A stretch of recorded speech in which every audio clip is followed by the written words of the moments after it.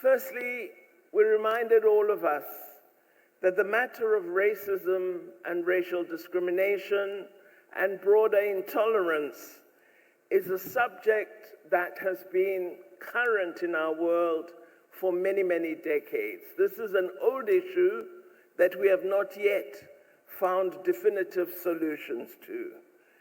We have had a number of interventions seeking to address racism, racial discrimination, xenophobia, and related intolerances. And it was the view of the Commission that the Durban Conference Against Racism and Racial Discrimination was one of the most important conferences of the 21st century, and that we need to build on that conference and its outcomes and make a reality of the proposals that emerged from that conference, and in particular, ensure, as the people of Africa and as Afro-descendants, that we bring greater energy to the subject of implementation of the recommendations of the Program of Action. We don't need to write anything new. We must act on what came out of Durban and act on it decisively. This was the view of the Commission. We also agreed that we have a criticism of ourselves as African governments and of our own African Union. We have not seen decisive interventions that take up the recommendations of the Durban Declaration as well as its Program of Action. And it was our view that our governments are not taking the fight against racism and racial discrimination seriously and are not taking the legislative steps to ensure that we have a legal framework that assists us in combating racism and racial discrimination.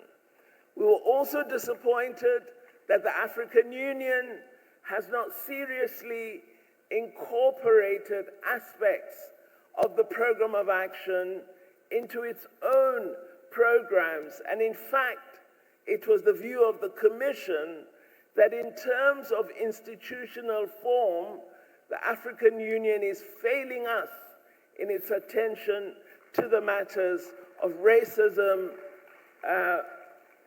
as well as inclusion and combating of the intolerances mentioned in the Durban Program of Action. We argue that the Program of Action of the Durban Declaration is a comprehensive document on racism. It has all that we need to fight this scourge. And we also recognize that some of the barriers to its implementation are developments that followed the adoption of the conference Program of Action.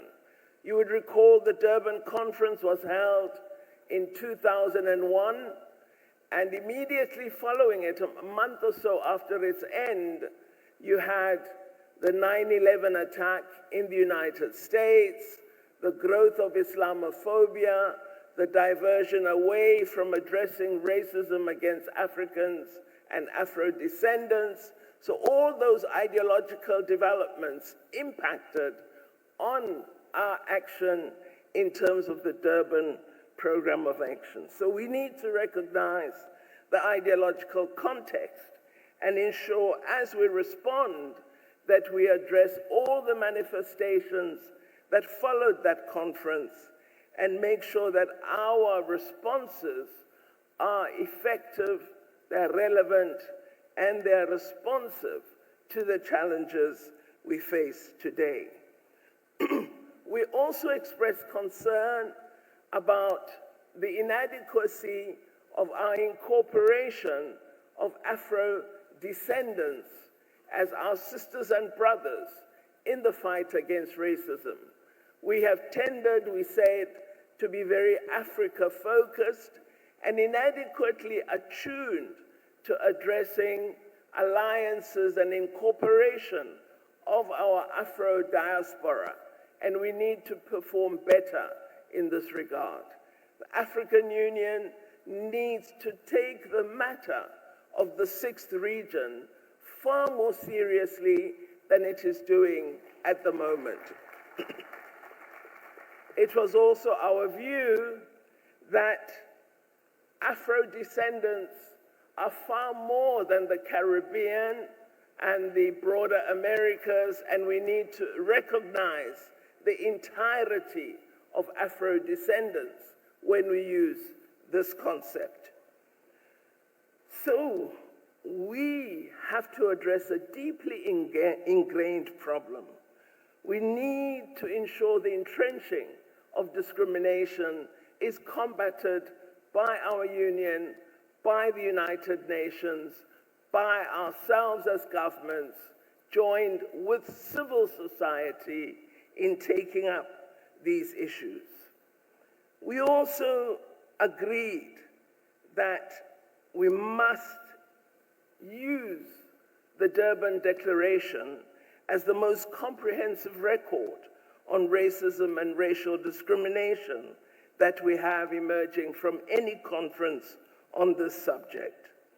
The African Union must play a key role in unifying all Africans and Afro-descendants, and we must ensure that appropriate clauses of the African Union Charter on this subject are incorporated in our national laws and actively acted upon.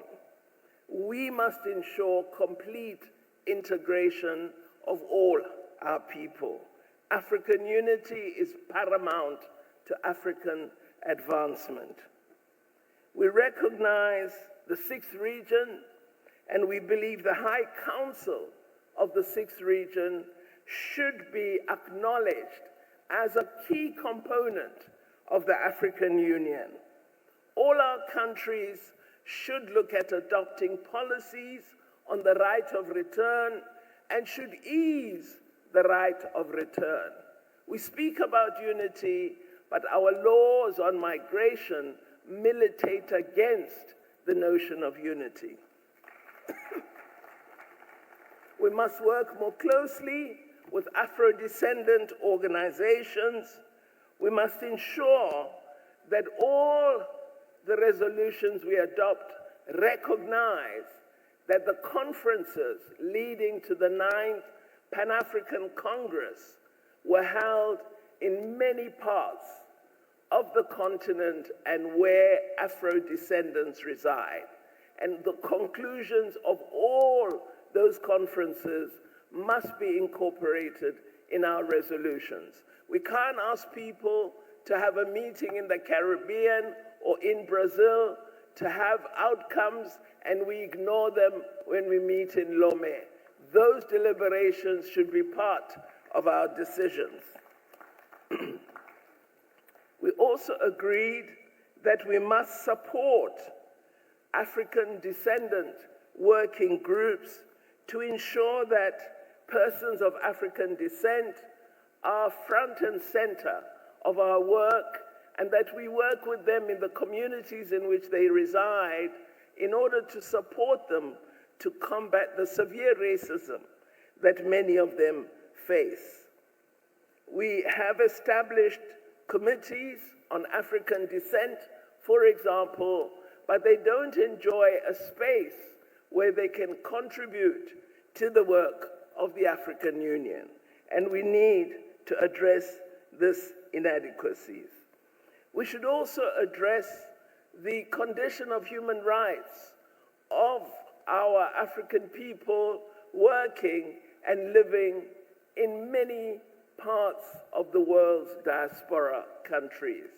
Treatment of African labor, access to human rights, worker rights, access to education, access to legal representation of persons who are arrested and imprisoned.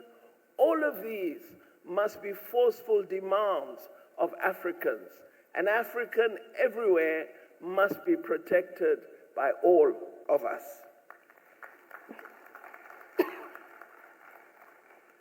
We also agreed that more work should be done by all of us to refer to the legitimacy of the Durban Declaration and its program of action. We should make Durban's declaration alive, visible, and known by all activists and governments that have a role on this subject. Durban has faced the problem of being delegitimized by those who were opposed to the adoption of the Durban Declaration. It is our role to ensure that it enjoys legitimacy. We can't agree that those who refused to adopt the declaration have the loudest voice on rejecting it. We adopted it, we must legitimize it, we must make it visible. That is our role. Of course, we know it's a long road to a non-racial society. We must have active campaigns against racism. We must encourage the African Union to look at whether its structures sufficiently attend to this subject, just as the OAU played such an important role in combating apartheid in South Africa, so must the AU play an important role in combating racism against Africans. We also recognize the important work that the UN Committee Against Apartheid did against apartheid South Africa on profiling apartheid and its evil and ensuring that the entire United Nations body was directed at working to eliminate apartheid. We wish to have a UN committee and a Human Rights Council that continues to be concerned about these issues and helps us to address them. Finally, it is vital that we understand all the rubrics that make up the formula of challenge of racism and racial discrimination. We must understand that as Africans and Afro-descendants, we are significant in number, but we do not have economic power. We do not have joint political presence. So we need to use our numbers in order to expand our power. And how do we do that? We do it by pursuing unity. So we need to develop a formula that draws us together and ensures that we work together to build our capacity to fight racism, to build our skills in understanding the scourge, to create a skilled young population that is able to stand for itself in the world of today. So all the algorithms of racism that our committee referred to must be addressed to build a strong African response to the challenge of racism and racial discrimination. We are convinced as the Commission that we can all learn from Benin and the right of return policy it has adopted and the multiplier effect of allowing African entry to Benin and Afro-descendant ease of access to Benin. This multiplies Benin's ability to respond to its development challenges. So as the rest of Africa, let us use the power of Africans to fundamentally change our condition. This is a brief summary of our deliberations and will be the focus of the resolution that we shall bring before you once concluded. Thank you very much.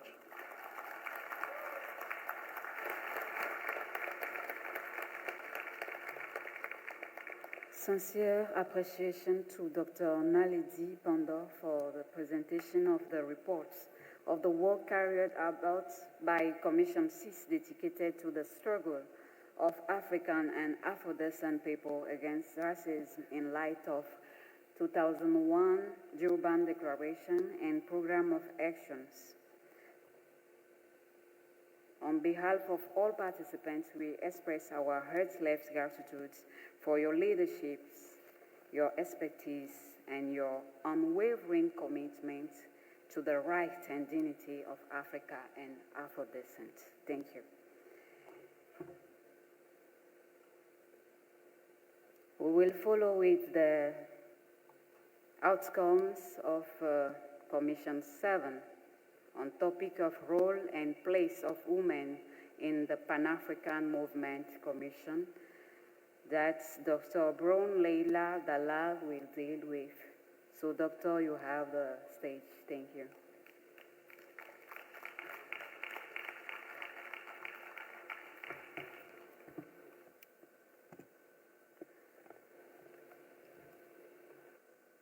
Hello, everyone. My name is Yolian Ogbu, actually. I was the rapporteur for the Women's Commission today.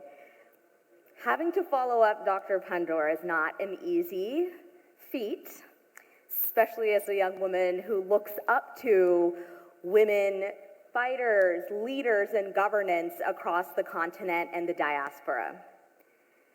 I've always heard that women hold up half of Africa, and Africa holds up the entire world. Therefore, African women and Afro-diasporic women hold up basically the entire world. That's the math to me. However, it's worth noting that there were only 2 women represented here among the 8 commissions. I don't necessarily think that's half, which speaks to the importance that gender inequality and discussion on the role of women is not the problem for only women to solve. It is not relegated to side discussions, yet it has to be part of every single discussion on every single element of African development, of African politics. Our position from the Commission and from the incredible discussions that we've had on the broader themes of this Congress, on the role of women and women's rights more broadly, is not that it just starts at promising access or mere representation, although that's a start, but actually resolving the most pressing challenges facing nation states in the majority world. How do we contend with the rhetoric surrounding the potential of Africa? You hear it all the time, such as the high youth population, therefore the high young women population, but majorities still do not have access to basic material needs, even less so for women and young women, on top of the structural violence that they face every day. How do we strive for equity in a world in the middle of a global race building corporatized, monopolistic digital infrastructures from the East and the West, when African countries are still facing the brunt of infrastructural challenges, yet also continuing to power the entire world? So any new technological change that we speak of, any new declaration on the importance of innovations also run the risk in today's context of widening this existing gap in the current world order. So when we discuss the role of women, it must be understood as central in struggling to build a new world. Within this framing, Commission participants discussed incredible recommendations and examples of what that sort of solidarity could look like.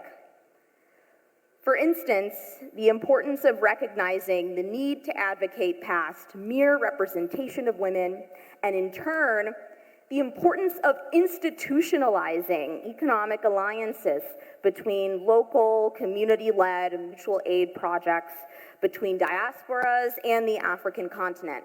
It's not enough to have these informal networks, although they've lasted until today.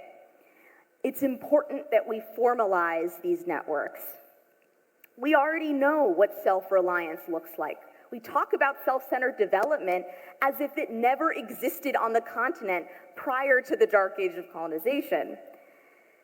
What's important about today is that we have to look at what it means to operationalize this within the context of these pressing challenges. And we believe that is possible here at the Women's Commission, at least.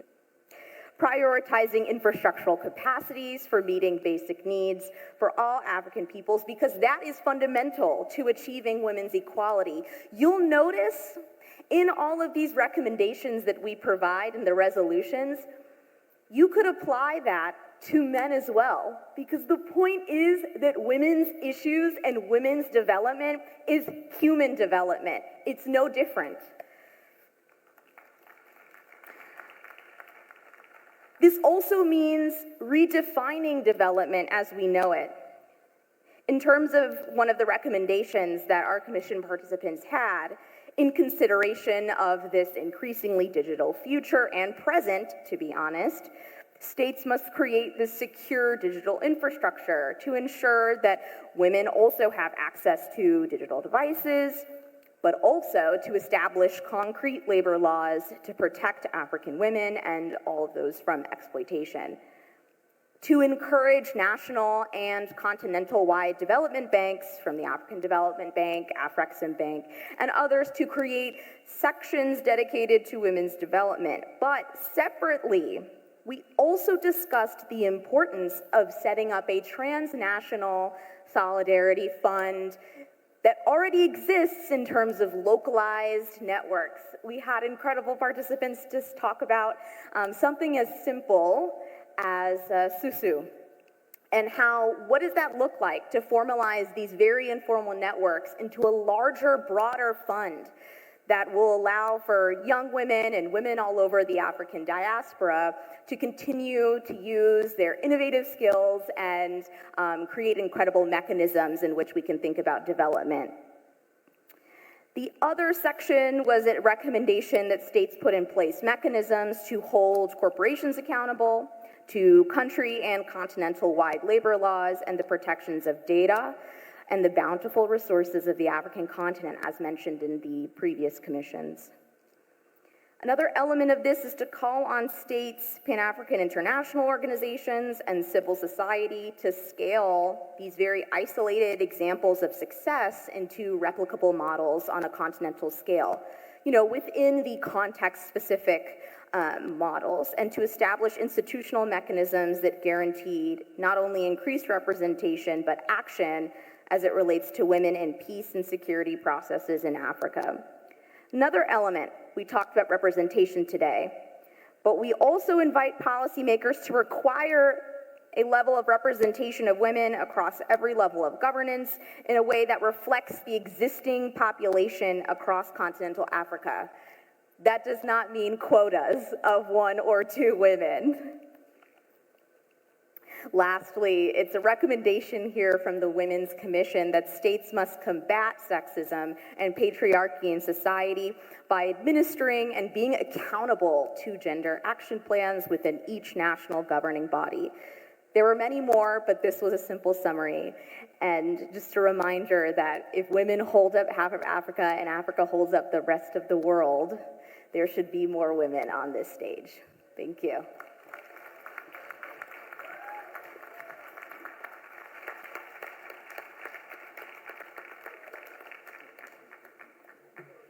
Thank you, Dr. Leila Dalal Brown. Thank you, Africa, Mama Africa. Oh, yeah. You make Africa great. Thank you, Africa. Thank you, Africa.